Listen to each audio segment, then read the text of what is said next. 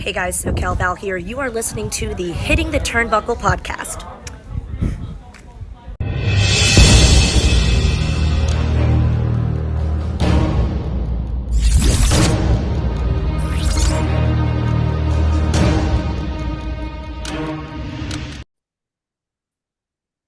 Good evening, everybody. Welcome back to the Hitting the Turnbuckle podcast. I am your host, Adam Cousins, and as usual on a Tuesday, well, as usual most days, I am joined by my problem child compadre, Mr. Dave Robinson. Dave, you are literally counting down the days. You get 1 day paternity leave off. Yeah, I'm looking forward to that one day of not having to do a podcast.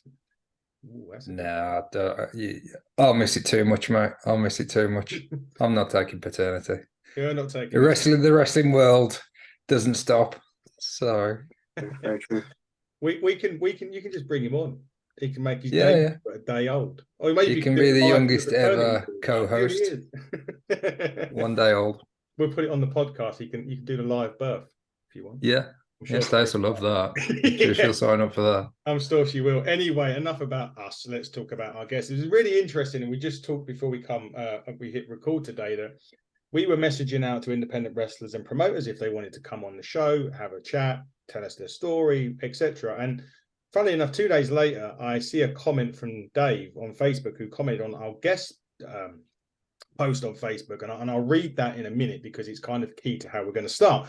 But our guest is Adam Jones, a great name for a start, a great first name. Anyway, second name we'll have to work on. But Adam, welcome to the show. Thank you very much. Pleasure to be here. Yeah, pleasure to meet you too. Yes, let's start with this post. It's a really interesting one because I didn't think that I think you may have done this you may have got told this in around 2019. I'm sure you'll tell us, or maybe younger. But anyway, I'm going to read it first. He said, since you turned 14 years old, you've been committed into wrestling, and in particular, your home company, Alternative Wrestling World.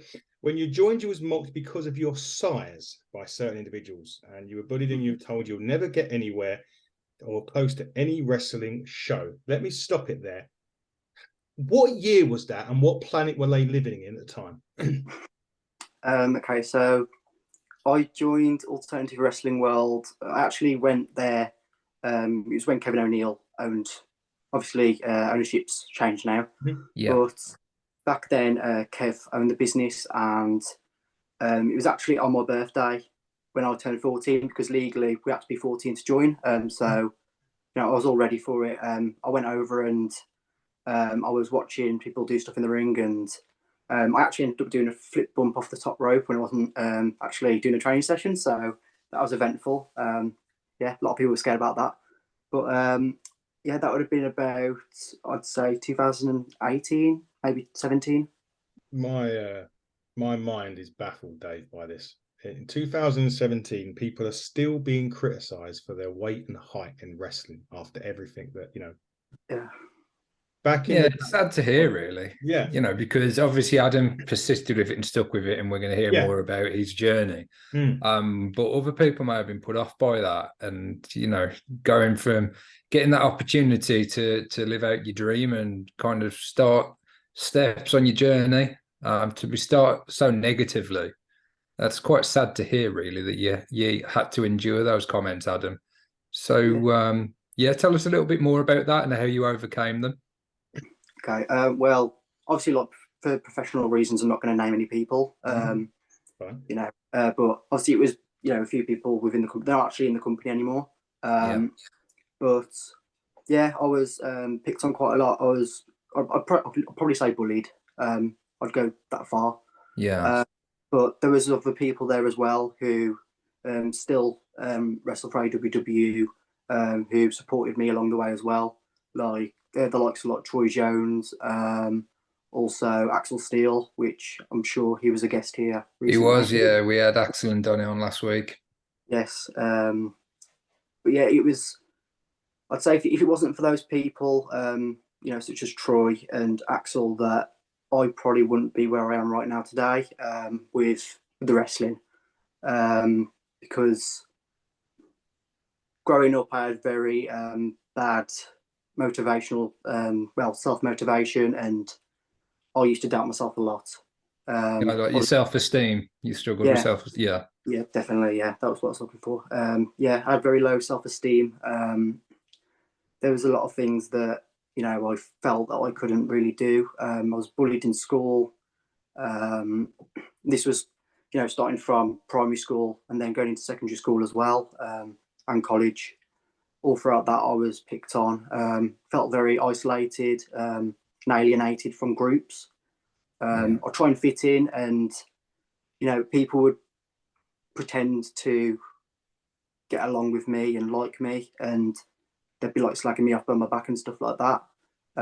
But when I joined AWW originally, as soon as I got there, I mean, I made family. Sorry about that.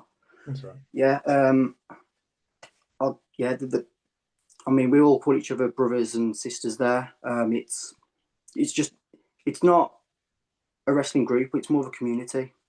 It's, you know, we all, yeah. It's great to hear that those kind of bad eggs were removed. They left the company, that went elsewhere to allow guys like yourself and Axel and Troy to really flourish, because now you've gone from somewhere where you've been told you've got no career in it and you don't belong in the industry, to now you're performing in your own rights, you know, and you're on shows. And how has it panned out for you? Like, how long were you training? How long was it until you started getting opportunities on shows?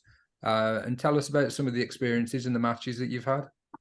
Okay, so obviously, as I said, I started in about 2017, and with the training sessions, we would have 3 training sessions per week, where obviously wrestlers or trainees could attend training if they wanted to, you know, to nurture and flourish. And I basically, from then, I've wrestled 3 times a week for 7 years. Yeah. And it's been very rare that I've missed a training session. Whenever the ring was getting put up, I would be there. Whenever the ring was getting put down, I'd be there to help out. I would do postering, so flying around the local areas. Basically anything to do with the company, AWW, I was on top of it. I was there and I was prepared to help out. But despite all this, I was still seen as too small to wrestle. So I was obviously allowed to train, but the one thing that was holding me back was my size. When did that change? When did your size no longer become an issue? Was it when those people left the company, automatically you were then given an opportunity?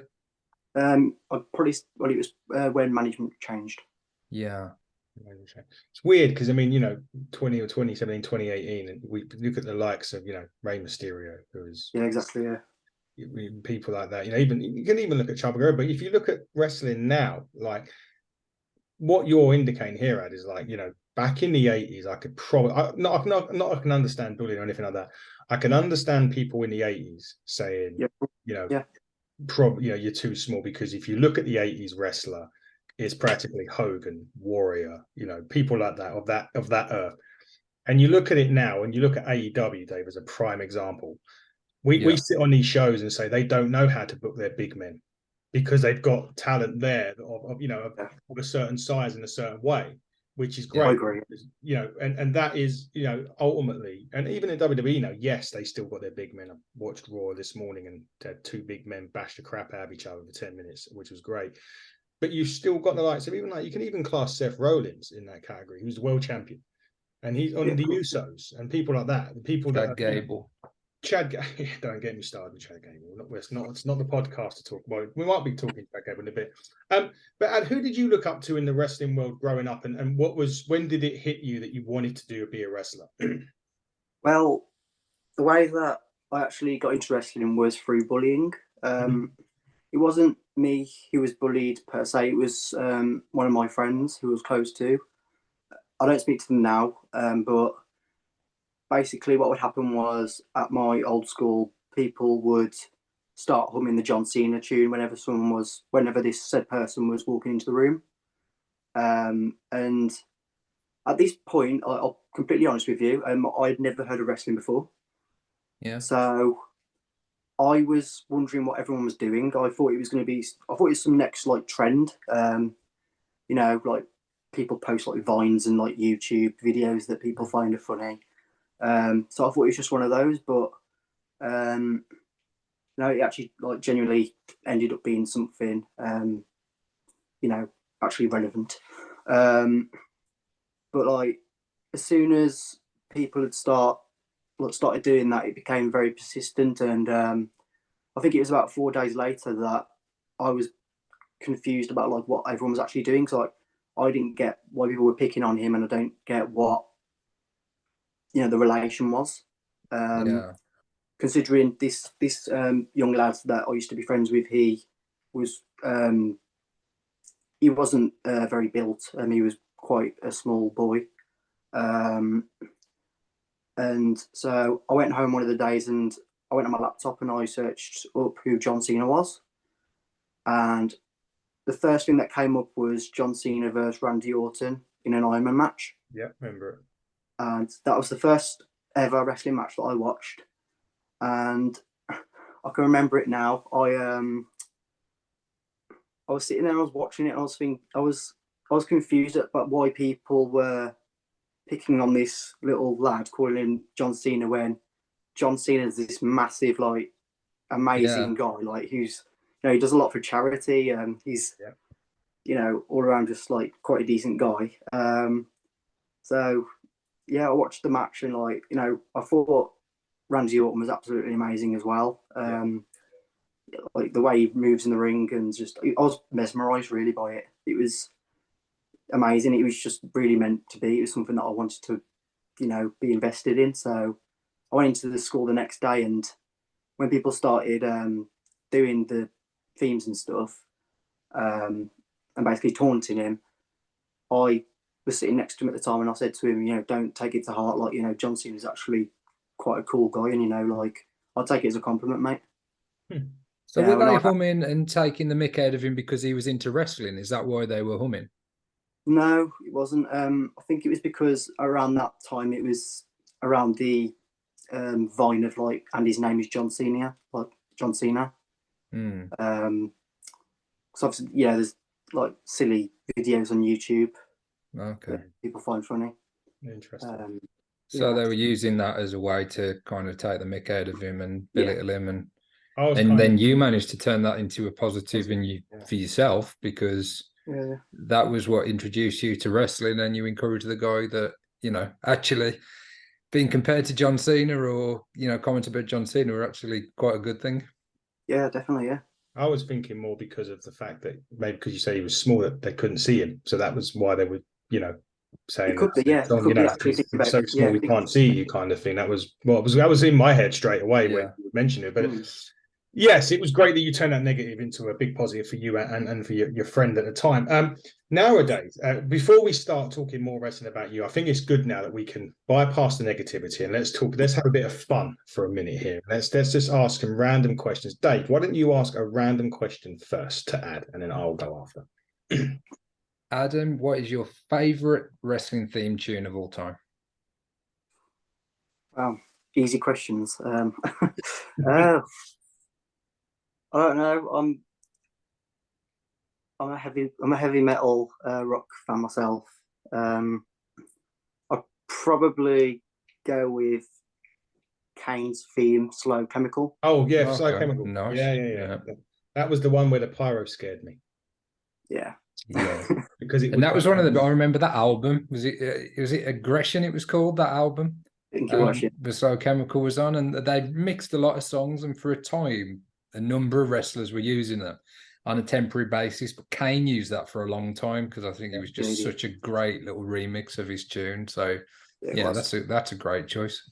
So my question is a bit of another random one. Dave, think of another one in your head while I'm doing this. If you're working for any promotion, but it didn't matter who it was, but they just said to you, we're booking you in your next show. You're in a fatal 4-way.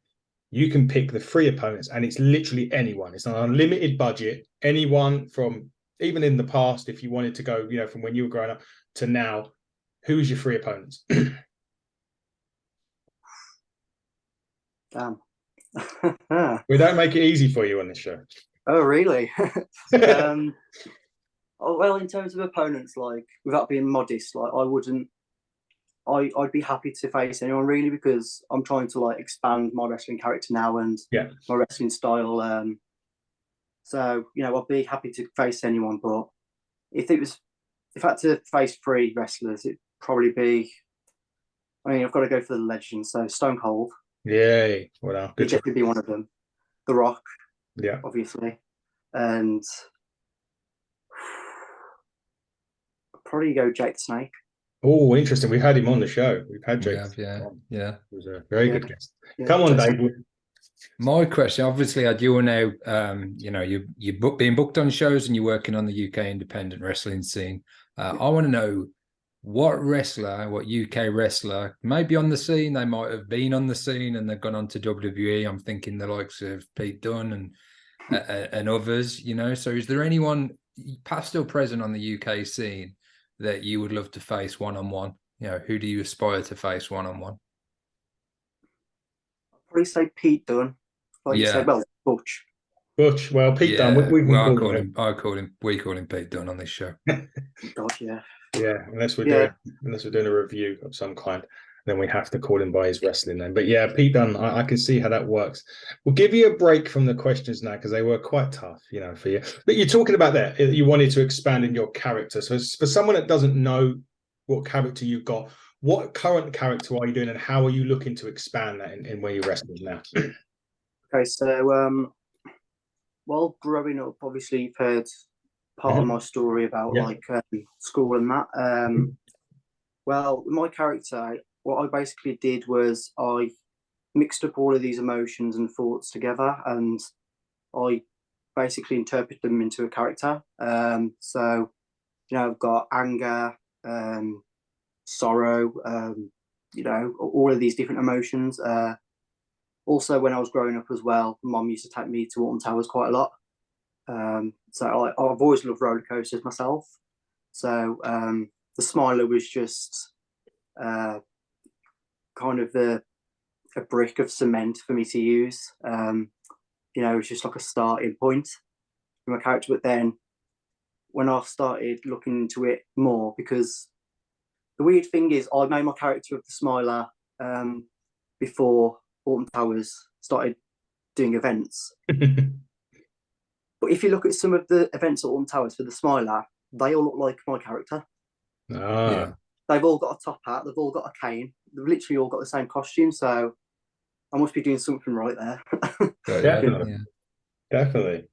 What are you trying to change? Is it a character change that you're looking to do? Is it an enhancement of what you're currently doing? What are you looking to do in your character now to enhance it forward?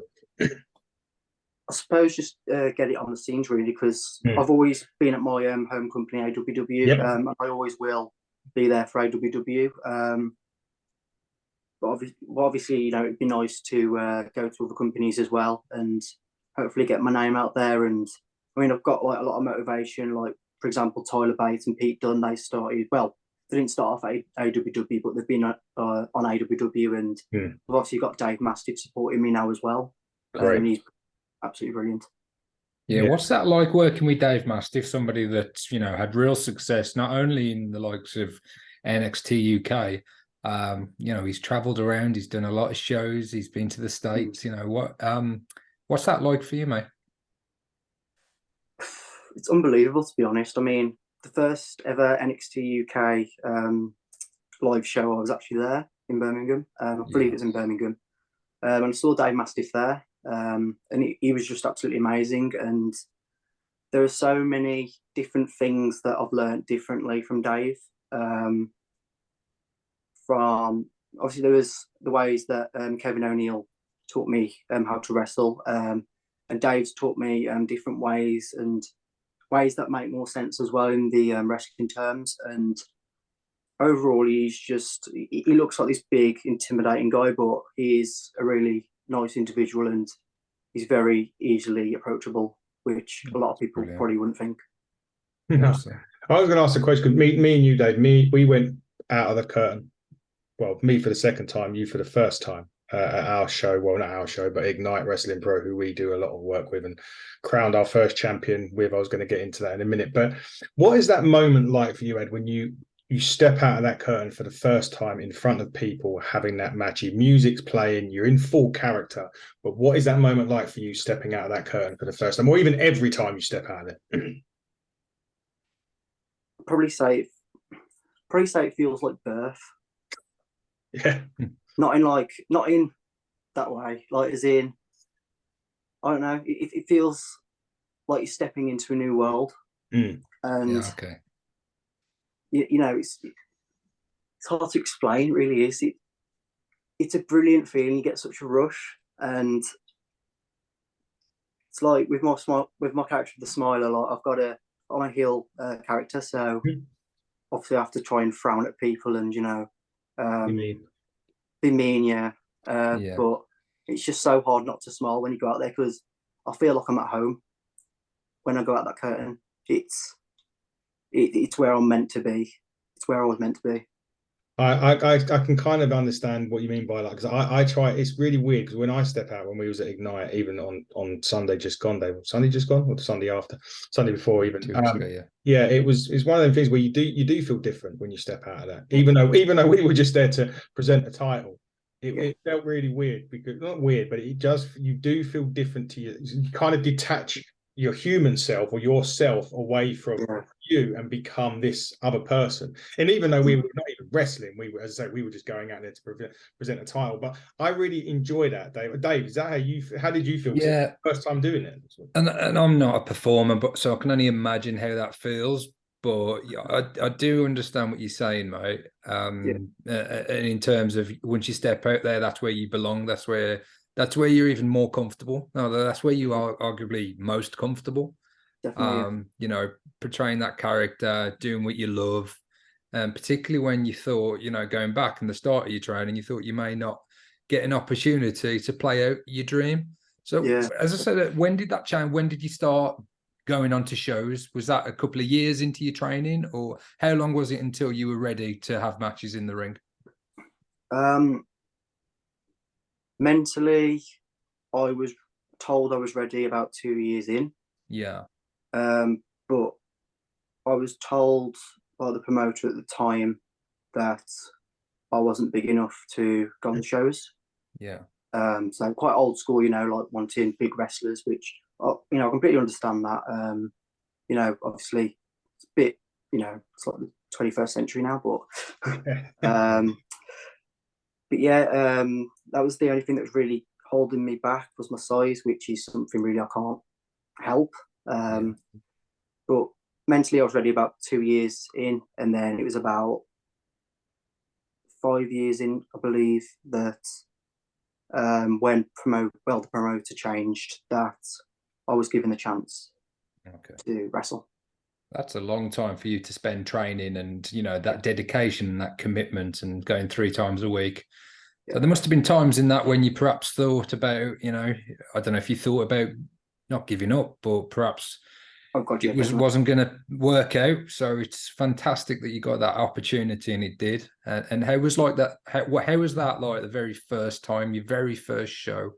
How did that feel for you? How did it come about? When did the promoter tell you? And what type of match was it?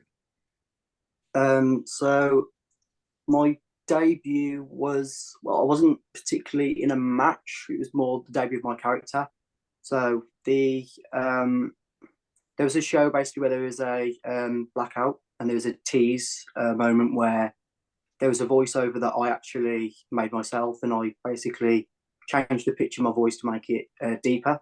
Yeah. To add some like mysterious effect to it, because that's what I want in my character. I don't want to be the next guy in overalls. You know, I want to be something else, something, you know, interesting. Something memorable. Exactly, yeah. So this speech thing went over, and I believe it was Troy Jones versus someone who was who used to be in AWW. And I actually joined a faction the next show called the Coven, which is no more anymore. But that was a great experience. I mean, I went out there and I hit my finisher on 2 people. So, I mean, the crowd were with me. Like, you know, I was getting booed and everything, and I loved it. It was amazing. What's your Probably finisher? one of the best moments of my life. My finisher. Yeah. So this is one of the questions I was hoping you would ask. I know all of the people at AWW right now are going to be laughing at this, thinking, "Oh God, which one?" Yeah. So over the years, I have used different finishes, but for shows, I mainly use the Black Mass, which is by Alistair Blackwell, Malachi Black now. Yeah, one of Dave's favourites. Yeah, and then for smaller individuals like myself, I'll use either Crossroads or Coup de Grace. It's quite interesting, though, because I mean, you're still looking at, you know, you're talking about your size and that, but the Black Mass and even the Crossroads, you know, you wouldn't necessarily think that would be your finisher, to be honest. I mean, I don't know. I haven't seen it in the ring, so it's quite interesting. What was the reasons behind that? Was it just the way to do the move? Was it you felt comfortable doing it? How did you end up with those three? And why? I suppose it's good to have three though, because you don't know your opponent. You don't know what's coming, right? Yeah. Well, with the Crossroads, I just loved the way it looked. And I remember there's this one show, like this. It was like a practice show that I did called AWW Academy Wars, which is something that we used to do, where basically trainees would have an opportunity at our wrestling facility to put on a show in front of a small audience. So I used the Crossroads on that show, and my opponents managed to spike bump the Crossroads, and it just looked like it was the French kiss. It was beautiful. It was amazing. I watched it back and I just thought, yeah, that's amazing. I mean, Cody Rhodes wasn't actually a big thing back then, because I think it was between his duration of leaving WWE to then joining AEW. During his indie run. Yeah, his indie run. With the Coup de Grace, I just wanted something that I could hit on people who were bigger than me, to be honest. And obviously with Coup de Grace, we've been on the top rope as well with my size.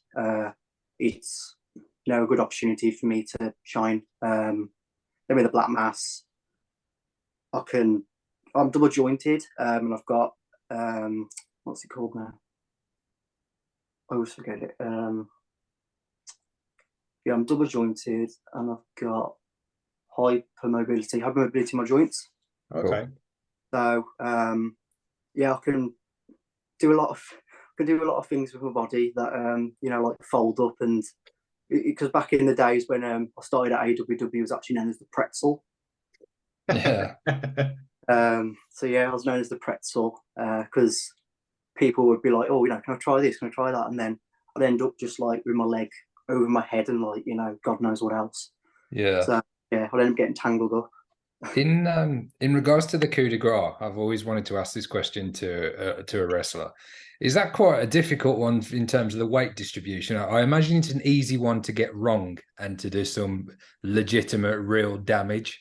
So is that kind of is that in your thoughts when you're standing there on the top rope and making sure that you connect it properly and you distribute the weight properly?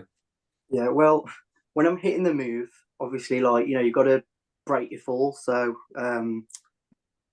you basically do is you bring all the weight out of your legs, so you just lift them up slightly when you're just about to fall on them. But I think the worst thing with the coup de grace is when I've told people to move out of the way for it. And whenever I'm standing on the top rope, I'm always hoping, please don't roll away from me, because I'm going to end up literally just jumping on you. Yeah. Because I've had that in the past where I've told people to roll towards the corner, because if you don't, you're going to get squashed, and people have just gone splash on them. So it's quite a risky move if people don't know how to take it properly. Yeah.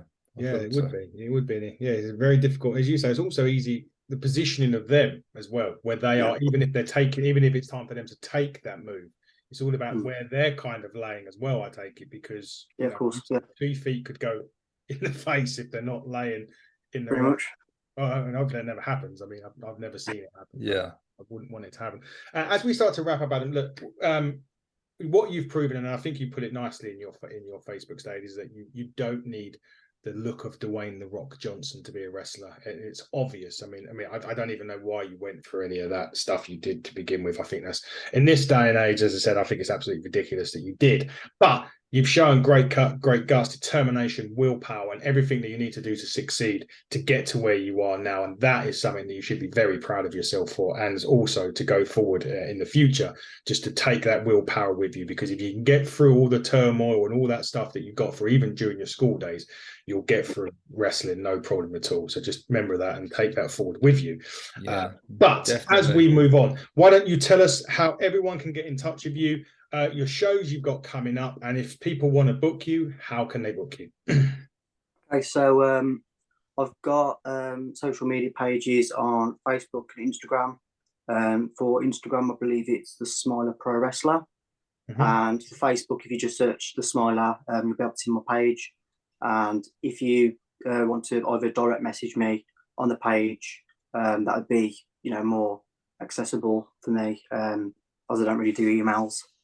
But also we've got a show coming up as well for AWW in October. Yeah, in October. So the 7th of October, we're going to have our monthly show, which a lot of people will probably already know. So we usually do the shows every first Saturday of the month. Yeah. Apart from December, because obviously a lot of people are busy in December, and you've got Christmas and stuff like that. Yeah, so absolutely. Yeah. I mean, what I'm looking for really is just to prove myself, and less importantly, prove the people who told me that I couldn't get here wrong.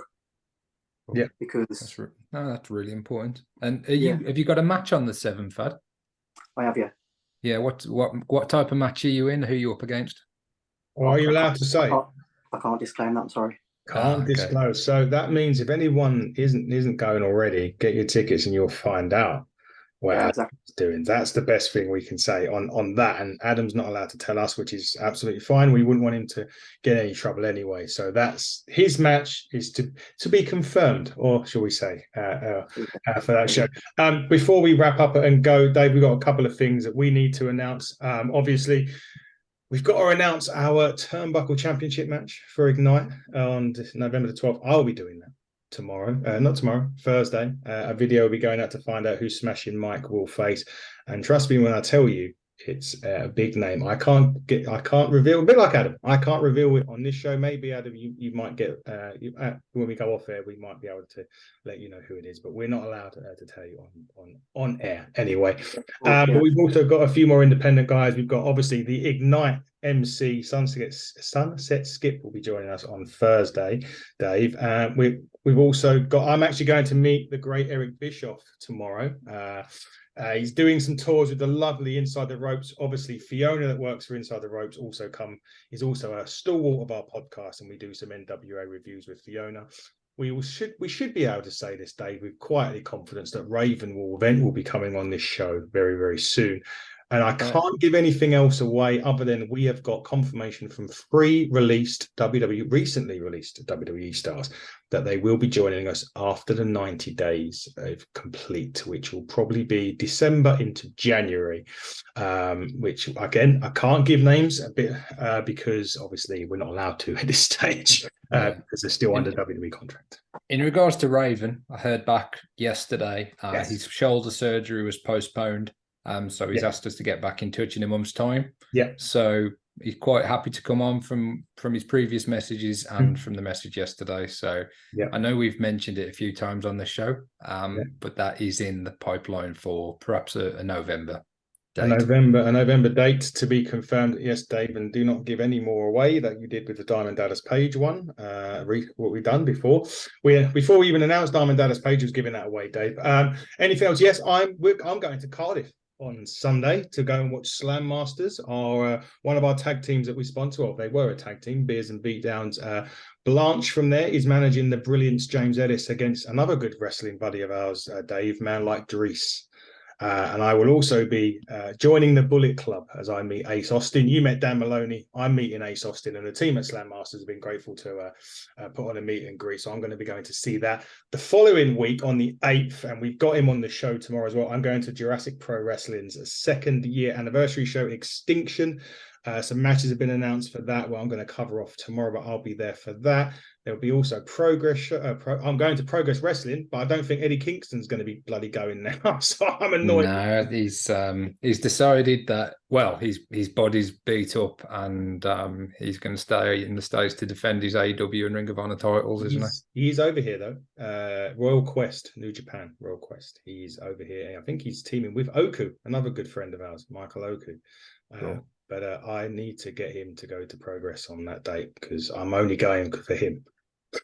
So if he doesn't go, I'm going to be extremely annoyed. But guys, now we're going to wrap it up now. We've got loads more we got going on, but we will save that as we can announce things. We will on this show, as you know. But Ad, it's been fantastic seeing you. Thanks so much for coming on. The story was really hard hitting, but really inspirational as well. And if any wrestlers out there ever get told that they're too small, you've got 2 words for your promoter, and the second word is off. And you know what the first word is. But I'll leave that with you guys. Yeah, exactly that. This has been the Hitting the Turnbuckle podcast. He has been the Smiler, Adam Jones. He has been the Problem Child, Dave Robinson. I have been your host, Adam Cousins. And until next time, everybody, buckle down, stay safe. Goodbye.